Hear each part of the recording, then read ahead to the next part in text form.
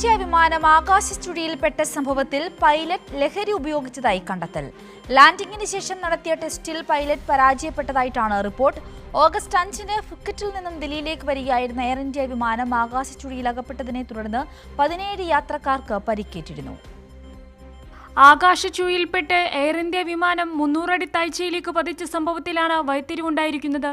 പൈലറ്റുമാരിൽ ഒരാൾ ലഹരിമരുന്ന് പരിശോധനയിൽ പരാജയപ്പെട്ടതായാണ് റിപ്പോർട്ട്. ഓഗസ്റ്റ് 5-നാണ് ഫുക്കറ്റിൽ നിന്ന് ദില്ലിയിലേക്ക് വരികയായിരുന്ന എയർ ഇന്ത്യ വിമാനം ആകാശച്ചുഴിയിൽ അകപ്പെട്ടത്.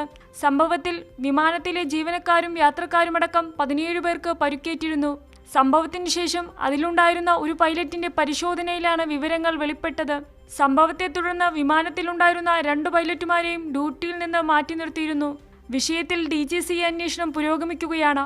റിപ്പോർട്ടിന്റെ അടിസ്ഥാനത്തിലായിരിക്കും എയർക്രാഫ്റ്റ് ആക്സിഡന്റ് ഇൻവെസ്റ്റിഗേഷൻ ബ്യൂറോ കൂടുതൽ അന്വേഷണം നടത്തണമോ എന്ന് തീരുമാനിക്കുക. വിമാനം ആകാശച്ചുഴിയിൽപ്പെട്ടതിനും ലഹരി ഉപയോഗത്തിനും തമ്മിൽ ബന്ധമുണ്ടോ എന്നാണ് പരിശോധിക്കുന്നത്. അന്നത്തെ സംഭവത്തിൽ വിമാനത്തിലെ ചില ജീവനക്കാരുടെ നട്ടെല്ലിനും കഴുത്തിനും പരിക്കേറ്റിരുന്നു. എന്നാൽ റിപ്പോർട്ട് എയർ ഇന്ത്യ അധികൃതർ ഇതുവരെ തള്ളുകയോ അംഗീകരിക്കുകയോ ചെയ്തിട്ടില്ല. സിവിൽ ഏവിയേഷൻ നിയമങ്ങൾക്കനുസൃതമായി ജീവനക്കാർക്ക് കൃത്യമായ ഇടവേളകളിൽ ഡ്രഗ് ടെസ്റ്റുകൾ നടത്താറുണ്ടെന്നും അധികൃതരുമായി പൂർണ്ണമായി സഹകരിക്കുമെന്നാണ് വിമാന കമ്പനിയുടെ വിശദീകരണം. കൈരളി ന്യൂസ്, ദില്ലി.